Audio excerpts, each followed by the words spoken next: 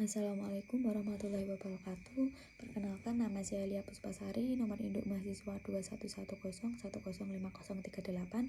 Di sini saya akan melakukan anamnesa pada ibu dan suami. Menanyakan identitas ibu dan suami, selanjutnya menanyakan keluhan yang dirasakan ibu, menanyakan sejak kapan keluhan dirasakan, dan menanyakan apakah ada pengeluaran dari jalan lahir. Selanjutnya menanyakan tentang riwayat KB, menanyakan tentang riwayat pernikahan, menanyakan riwayat ANC, dan menanyakan riwayat menstruasi.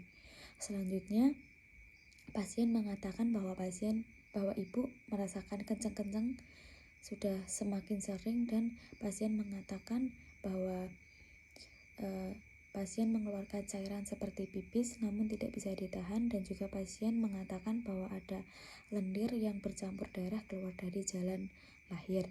Selanjutnya memposisikan ibu ke atas bed dan memberitahu ibu bahwa akan dilakukan pemeriksaan dalam.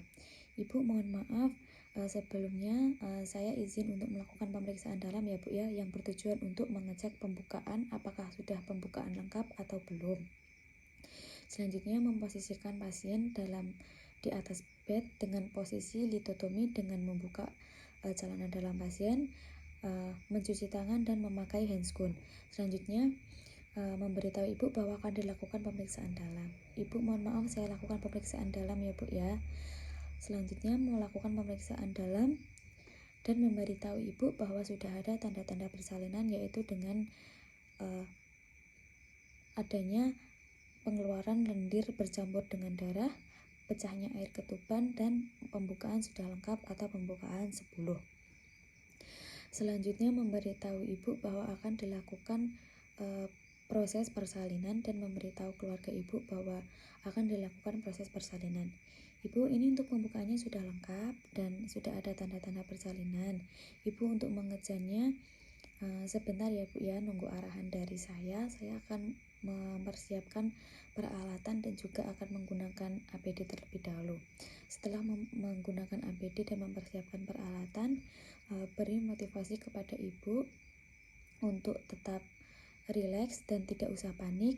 Memberitahu ibu cara mengejan yang baik, yaitu dengan cara tarik nafas yang panjang, lalu mengejan, tidak boleh patah-patah. Selanjutnya saat persalinan tidak boleh menutup matanya. Lalu saat persalinan posisinya dagu menempel dengan dada dan arah mata melihat ke arah perut tanpa menutup mata. Selanjutnya kaki ditekuk dan dibuka selebar mungkin. Lalu setelah itu beri motivasi kepada ibu dengan cara memberikan support dan mendoakan ibu bahwasanya akan dilakukan persalinan, dan mendoakan supaya bayi dan ibunya selamat dan juga sehat. Selanjutnya melakukan proses persalinan setelah bayi dilahirkan. Setelah bayi dilahirkan, mengecek sepintas bayi dengan cara mengecek kulit, apakah kulitnya pucat atau biru. Selanjutnya apakah bayi menangis kuat, mengecek tonus otot, apakah tonus ototnya kuat, dan apakah bayi aktif atau tidak. Jika bayi sehat atau bayi normal, maka lakukan penyuntikan oksitosin, lalu dilanjutkan dengan pemotongan tali pusat dan lakukan IMD.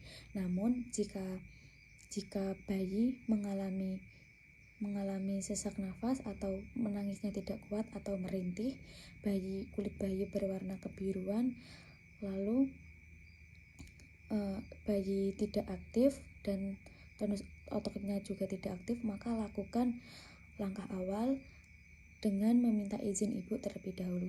Ibu, mohon maaf, ini untuk adiknya menangisnya tidak kuat dan juga bayinya lemah, nafasnya juga tidak normal Ibu, maka saya akan lakukan langkah awal terlebih dahulu. Apakah Ibu bersedia? Jika sudah ada persetujuan dari pihak keluarga, maka lakukan langkah awal. Untuk yang pertama yaitu Posisikan bayi di atas meja resusitasi.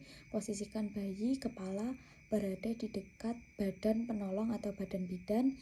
Selanjutnya, bagian bawah kepala diganjal. Lalu lakukan penghisapan lendir menggunakan delay. Setelah dilakukan penghisapan, maka rangsang takstil pada bayi dan cek nadi pada bayi. Jika nadi masih berada di bawah 100 dan juga bayi masih merintih atau bayi masih lemas, maka lakukan resusitasi. Untuk langkah yang pertama yaitu bayi sudah diposisikan seperti langkah awal tadi, lalu mengecek sungkup dengan cara dicek di tangan apakah sungkup bocor atau sungkup rusak. Jika sudah memastikan sungkup tidak bocor dan sungkup normal, maka lakukan resusitasi pada bayi dengan cara memasangkan sungkup pada wajah bayi dengan memastikan sungkup menutupi hidung dan mulut bayi. Lakukan percobaan 2 kali. Perhatikan dada apakah saat dilakukan resusitasi dada mengembang kepis. Jika sudah normal, maka lanjutkan resusitasi 20-30 kali dalam 30 detik. Lakukan resusitasi dan jika sudah selesai, maka cek nadi. Apabila nadi masih berada di masih kurang dari 100 kali per menit, maka lakukan resusitasi ulang. Dan apabila nadi tetap berada di bawah 100 kali per menit dan bayi masih tampak lemas, bayi masih merintih dan bayi tidak aktif, maka lakukan rujukan dengan tetap memperhatikan kehangatan bayi dan juga tetap memperhatikan pencegahan infeksi pada bayi. Selanjutnya, jika bayi berhasil dilakukan resusitasi, lakukan IMD kepada ibu. Selanjutnya melakukan